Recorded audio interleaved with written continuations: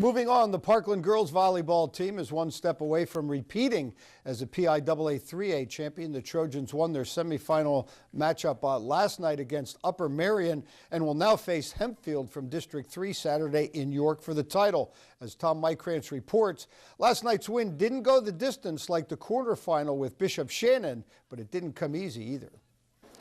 Upper Merion and Parkland faced off last night at Council Rock South in one of the two 3A semifinals. The way things looked in the first set, the Trojans may have been looking at the last match of the season. A dozen unforced Parkland errors, combined with the Vikings' effectiveness at scoring points on finesse, not thunder, made for a nip-and-tuck game. Errors and 2 on services hurt the Trojans down the stretch. Despite Kelly Robertson's kill to extend the set, they dropped it 27-25. Parkland regroups and goes out to a 7-1 lead in the second set, paced by Robertson's 5 kills. The senior would wind up with a big number in that category. But Upper Merion threatened to put the Trojans in a deeper hole by pulling even 9 times, but never going ahead. Casey Griffith had 11 kills. Once again, Robertson to the rescue. She finishes off the set with 2 straight kills as Parkland wins 25-22. Match all even. Who would win the pivotal third? This one turned out to be the most one-sided. A 6-point run early by the Trojans set the pace. Alora Atia with a kill to help put the lead up to 11-4.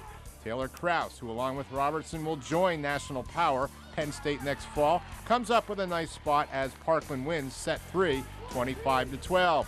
Parkland stumbles out of the gates in Game 4 with 3 unforced errors, while Melanie Ingram added to her team-high 12 kills as the Vikes jumped out to a 5-1 advantage. But Robertson continued to find her spots, and Parkland overtook Merion, going up 14-11 at one point. Robertson went on to ring up an incredible 38 kills, including 1 to get them to match point. The clincher comes on an error as Parkland wins 25-21, and the match 3-1. They take a perfect 28-0 record to York. Our goal is to get 3 games, whether it be the 25s or the 15, get 3 of them. So we didn't get that first one, but we still have to play, and play with confidence. Because of their ball location, we started thinking, and it didn't come to us naturally, so that hesitated us in our skills and decisions. Once it started just playing, but they had to prepare better before the play. Once they prepared before the play, then their instincts could take over, and they did a really good job of that. I mean, all of our passes, Abby, Morgan, everybody, even our hitters who come back and pass, they did a really great job. Taylor's putting them right where we need to be, and all of our hitters were able to finish and put the ball where we need to put it on the court. Don't take any team for granted. You use your knowledge with like film and everything with what you've learned, but you know, that's not always necessarily going to be exactly what's going to happen. And I think that was the same thing with the other game. You know, we had some stats on them, but you know, they came out and did different stuff. So you really have to, you have to learn on the move.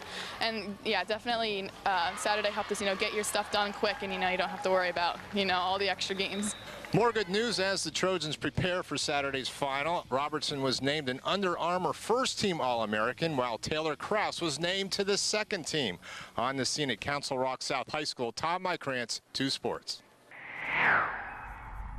Well, no surprise there. 2 young athletes who have defined what it's been to be a Parkland volleyball player. Of course, this is all history for them. They never had a championship before Coach Krause took over, now looking for their 2nd consecutive PIAA AAA championship. We wish them well. Yeah, you got to give the coach and this team credit. In the beginning of the year, they lost some players, but they've battled back, and they're in the state championship looking for back-to-back titles. We'll see what happens on Saturday at Central York. When we come